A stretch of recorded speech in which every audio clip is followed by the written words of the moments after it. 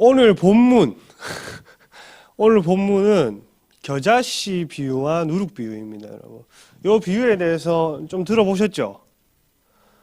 겨자씨는 어떻다, 하나님 나라에 있어서 누룩은 어떻다, 이런 것인데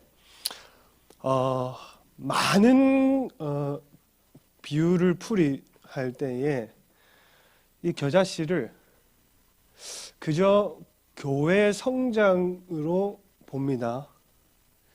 그래서 그냥 점점 늘어나는, 숫자적으로 점점 늘어나고 막 좋은 세상이 오고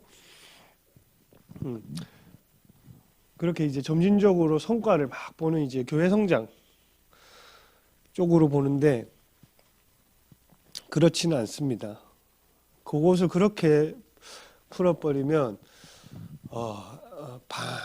반쪽짜리도 아니죠. 뭐 한 어느 일부분을 본 것이고, 점진적인 것이 아니라 시작은 미약하나 결과적으로 이러한 나라를 기대하는, 그러니까 점진적인 어떤 과정에 이게 초점이 있는 게 아니고 결과에 지금 초점이 있는 게 오늘 비유의 핵심입니다.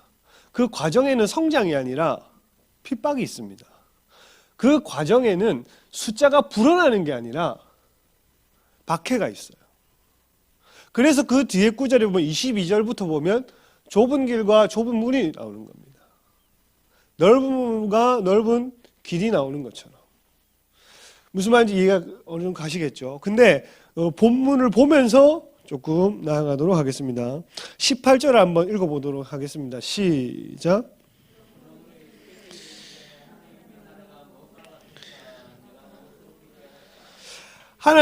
예수님이 비유로 설명하시는 것은 쉽게 이해하라고, 그 팔레스타인과 이스라엘 지역 사람들이 일상으로도 알 수 있는 힌트를 주시려고 비유로 설명하는 겁니다. 그래서 하나님 나라를 우리가 가보지 않은 하나님 나라, 아직 뭔가 통치함을 받고 있지만 눈에 보이지 않는 하나님 나라를, 하나님 나라는 요런 것이야라고 비유하면서 설명하신다는 것은 자기 제자들에게, 또 거기 모인 무리들에게, 갈릴리 사람입니다. 이 사람들에게 쉽게 하나님 나라를 설명하고자 하시는 거예요. 어떻게 하면 너희에게 이것을 쉽게 가르쳐 줄 수 있을까 하고 꺼낸 카드 두 장이 뭐냐면, 하나는 뭐요? 겨자씨. 하나는 뭐요? 누룩이란 말이야. 19절 한번 읽어보겠습니다. 시작.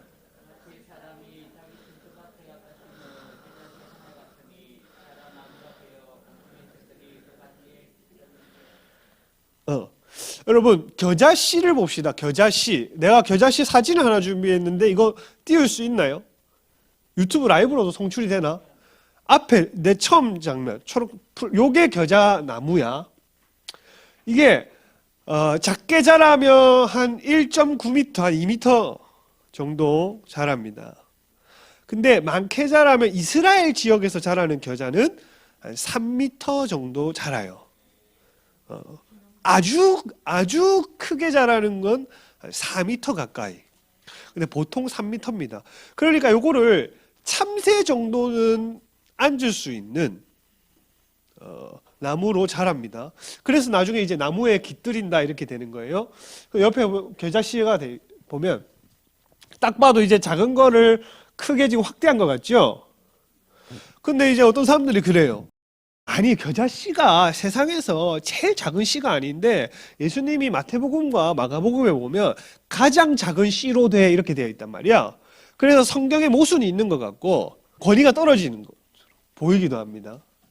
근데 예수님은 어디에 태어나신 분이냐면 이스라엘과 팔레스타인 지역에 태어난 사람입니다.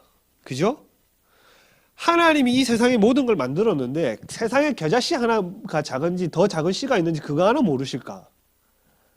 예수님은 철저하게 사람의 몸을 입고 태어나서 유대 지방의 문화와 환경 아래서 사신 분이기 때문에 그 사람들이 이해할 수 있는 씨 중에 가장 작은 씨가 저 겨자씨입니다. 그러니까 저 팔레스타인 지역의 가장 작은 씨는 저 씨란 말이야. 겨자씨에게도 한 3가지 종류가 있대. 하나는 우리가 요즘 먹는 누런 게 있고, 동양에서 온 허연 게 있대. 어? 근데 이 아프리카랑 저 지역, 유럽과 아프리카 지역에서 흔히 볼 수 있는 겨자는 저 흑겨자입니다. 당시에는 이 흑겨자가 들판에 많았어요. 야생으로 길러졌습니다. 근데 간혹 재배하기도 했어. 흑겨자가 아주 톡톡 쏘는 맛도 있고 더 좀 향이 강했다고 해요. 그래서 저 흑겨자를 브라시카 니그라라고 하는 품종이에요. 브라시카 니그라. 쟤네가 흰 겨자씨보다 작고 노란 겨자씨보다 작습니다. 그래서 아마 성경에서 말하는 겨자씨는 저 흑겨자씨일 것이다.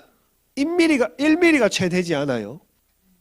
아주 작은 겨자씨가 나중에 자라서 나무와 견주어도 크기에 있어서 밀리지 않을 정도로 어떻게 된다고? 크게 자란단 말이야. 요 겨자나무는 한 1년밖에 안 산대. 1년에서 1년 몇 개월 정도. 그러면 나무라 하기에는 그렇고 나물로 보는 게 맞겠습니다. 그래서 아주 미약하고 미미하지만 나무라 하기에는 좀 그래도 그 성장의 면에 있어서 그 어떤 결과적인 측면에 있어서는 나무와 유사하게 크게 자라는 씨를 겨자씨로 얘기한 거예요. 그러니 요 겨자씨는 또 흑겨자씨는 갈릴리 지역에 많았어, 얘들아. 갈릴리 지역을 여러분 갈릴리 지역 알아요? 내가 우리 집 주소도 모르는데 갈릴리 지역을 어떻게 아니 약간 이런 느낌인데 이스라엘을 그리는 방법은 가장 쉽습니다. 이렇게 반원을 그려 동그라미 그려 긴 동그라미 바게트 빵을 그려 자 이게 이스라엘이야. 할렐루야. 그게 빵집에 갔다 생각해 보세요. 가장 큰 빵을 그려. 그리고 도너츠 작은 알을 그려. 바게트 빵 하나 그려. 그리고 찌 하나 그어줘. 이게 이스라엘이에요. 거기서 갈릴리가 어디냐? 요 지방. 유다가 어디냐? 한 요쯤. 예수님 태어난 베들레헴이 어디냐? 요쯤. 여리고가 어디냐? 요쯤. 요단강이 어디냐? 여기. 사해바다가 어디냐? 여기. 나사렛 호수가 어디냐? 여기. 지중해가 어디냐? 여기. 반모섬 계시록 받은 자리가 어디냐? 여기. 홍해가 어디 있냐? 여기. 족발 하나 그리면 돼. 빵집에 와서 큰 빵을 그려, 도너츠를 그려, 바게트 빵 그려, 쭉 찍고 족발 밑에 그려. 그러면 이 족발이 홍해야. 그래서 갈릴리 지역은 이 지역입니다. 이 지역에서 요 흑겨자씨가 사진 띄울 필요 없습니다. 많이 나와요. 가장 많이 나옵니다. 가장 미미한 것이 갈릴리죠. 가장 천한 곳에 많이 나왔습니다. 이거 어떤 인사이트를 주냐면 요 지역에는 예수님의 사역의 80%가 일어났어. 여기서 기적, 치유, 귀신 떠나감, 뭐 죽은 자가 살아나고 안전병이 일어나고 뭐 이런 은혜들을 이 지역이 많이 받았습니다. 예수님 사역의 80%가 갈릴리 지역이다. 그리고 이 지역에는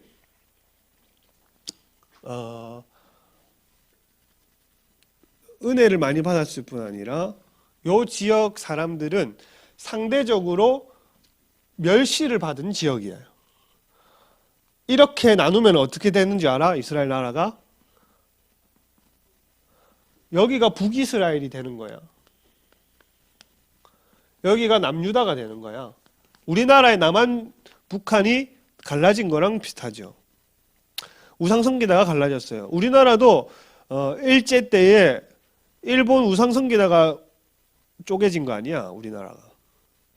솔로몬이라는 왕이 이방인들을 많이 이방 왕들을 섬기면서 이방 신들을 데리고 왔기 때문에 이 나라가 두 동강이 난 거예요. 근데 어쨌든 요 지역은 요 지역보다 상대적으로 멸시받았습니다. 왜냐하면 이방인들과 혈통이 섞였어. 요 지역은. 근데 이 지역은 자기 민족주의가 아주 강해가지고 혈통을 섞지 않았습니다. 그래서 이 사람들이 보기에 이 사람들은 유대인일까 이방인일까? 이방인이야. 그래서 뭐의 갈릴리 이렇게 많이 불러. 성경 보면 이방의 갈릴리 이렇게 불릴 정도로 구분해서 부정적으로 설명을 한 땅이 저 땅이에요. 가장 미미하고 가장 천박하게 대우를 받았던 땅에 예수님은 가장 많은 사역을 하고 가장 많은 은혜를 주셨다. 가장 주목받지 않은 땅에, 가장 멸시받는 땅에 예수님은 가장 큰 은혜를 주셨습니다. 여러분, 세상에 내세울 게 없어도, 우리 안에 세상에 드러낼 게 없어도, 내가 모자란 것 같고 좀 부족한 것 같아도 주님 은혜가 여러분의 임하기를 축복합니다. 작은 미미한 데서부터 하나님의 나라가 시작되었다는 것을 얘기하고 있는 거예요. 그러니 이 갈릴리 지역에서 흑여자씨에 대한 얘기를 예수님이 한다는 것은 아주 친숙한 의미이면서, 그리고 이 흑여자씨는 야생에서 자라기 때문에 이렇게 환영받지 못했습니다. 왜냐하면 다른 곡식이랑 섞으면 밭에 심으면 다른 곡식의 성장을 방해했거든. 아주 빠른 속도로 아주 크게 성장하고 그 땅은 원치 않아도 그 땅을 지배하는 파급력이 있어가지고 다른 곡식이랑 같이 심었다가는 나중에 팔아야 될 곡식까지도 겨자 때문에 망가뜨려져요. 그렇기 때문에 이방 갈릴리 사람들은 겨자씨를 볼 때에 복음을 믿는 우리 처지가 저 처지와 비슷하구나 이렇게 생각했을 거예요. 예수를 믿는, 특히 12제자들은 갈릴리 사람들이야. 12제자들 대부분이 갈릴리 사람들입니다. 이 사람들 예수 따라다니면서 하나님 나라는 겨자씨와 같다, 저 야생 겨자씨와 같다 라고 하는 모습을 볼 때에 참 우리 인생이랑 비슷하네. 어디 곡식밭에 환영받지도 못하고 지배력이 강해서 또 이게 멈출 수도 있는 것도 아니고 뽑히지도 않고, 근데 막 성장해 나가면서 결과를 보고 참 우리 인생과 비슷하네. 여러분, 내가 좀 부족해 보여도 하나님이 여러분 택하셨습니다. 갈릴리 지역의 12제자를 택하신 것처럼 오늘 여러분을 복음의 수종 듣는 자로 택하셨단 말이에요. 할렐루야. 그래서 여러분 좀 더 살펴보도록 하겠습니다. 여기 이제 겨자씨라고 하는 것은 복음을 얘기해요. 복음. 겨자씨 한 알이 비유되었는데, 이 겨자씨가 하나님 나라를 비유하는 복음이 되어서, 하나님 나라를 비유하는 도구가 되어서 이 세상에 뿌려졌다는 것을 지금 얘기하고 있죠. 미미하게 시작된 것을 의미합니다. 당시 로마의 속국이 이스라엘 사람들 생각에는 백향목 종자를 비유해도 시원치 않아. 여러분이 어떤 나라의 제국에 사로잡혀 있다 해봐. 하나님 나라, 자기는 하나님 백성인데 하나님 나라가 와야 된단 말이야. 근데 메시아라고 하는 사람이 와가지고 백향목 같을 거야. 백향목이 어떤 나무인 줄 알아? 백향목이 말이야, 얘들아.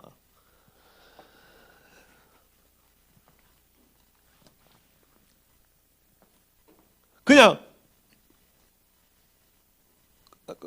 알아서 검색해 보세요. 아주 곱게 높게 웅장하게 선 나무가 백향목이야. 단단하고. 성전 지을 때 쓰였던 나무가 백향목이란 말이야. 단단해서. 근데 그 나무를 비유해도 소망이 될까 말까인데, 예수님이 자기 나라의 독립과 해방을 얘기를 하면서 회복을 얘기하면서 무슨 나무에 비유를 했어요? 겨자나무. 그러니까 탐탁치 않은 거야. 의아한 거야. 이 사람들 생각에 왜 겨자지? 그냥 백향목이라 해줘도 우리가 그걸 받아들일까 말까인데, 이 비유를 듣고 있는 사람들은 갈릴리 사람들이기 때문에 아까 말했듯이 백향목이 아니라, 마치 남유다와 같이 기득권이 아니라 복음을 복음의 수혜를 가장 많이 받고 있고 은혜를 가장 많이 받고 있고 하지만 내세울 것 없는 우리를 빗대어서 겨자씨를 통해 얘기한다는 것을 보니, 그리고 이것이 자라서 나무와 같이 된다는 것을 보고 그 나무의 새들이 깃들 정도로 웅장해진다는 모습을 그려볼 때 소망이 생긴 것입니다. 그러면서 예수님은 이 비유를 이어서 나가요. 여러분, 하나님 나라는 이미 시작됐습니다. 하나님 나라가 갈릴리에서 시작됐고 12제자를 불렀고 예수님의 가르치고 치유하고 전도하고 회복하는 사역이 갈릴리에 일어났습니다. 아무것도 아닌 곳에 일어났고 아주 미미한 땅에 일어났습니다. 하지만 복음도 여러분 마찬가지입니다. 아주 미미하고 아무것도 아니고 여러분 이름 석자를 세상에 알아줍니까? 겨자씨와 같아요. 여러분의 어떠함을 세상이 지금 알아줍니까? 아니란 말이에요. 내세울 것 없는 것 같고 부족한 것 같고 내게는 아무 선한 영향력이 없는 것 같지만 하나님 나라는 교회로부터 시작된 것입니다. 할렐루야. 근데 이 교회로부터 시작된 복음은 절대 제거할 수 없어요. 끊을 수 없습니다. 이것을 뽑아낼 수 없습니다. 성장할 뿐 아니라 결과가 많은 새들이 깃들일 만큼 팽창하게 됩니다. 승리하게 됩니다. 그것을 누구로부터 시작하게 했느냐? 이름 없는 사람들, 힘 없는 사람들, 부족한 사람들, 나약한 사람들, 내세울 것이 아무것도 없다는 사람들, 이 사람들에게 복음이 떨어지는 순간 삶의 목적이 생기고, 복음이 떨어지는 순간 삶의 방향이 생기고, 복음이 떨어지는 순간 소망이 생기고, 복음을 깨닫는 순간 진짜 세상에 뭐가 필요한지 알게 되는 겁니다. 진짜 세상에 필요한 건 여러분을 통해서 영혼이 구원받는 일입니다.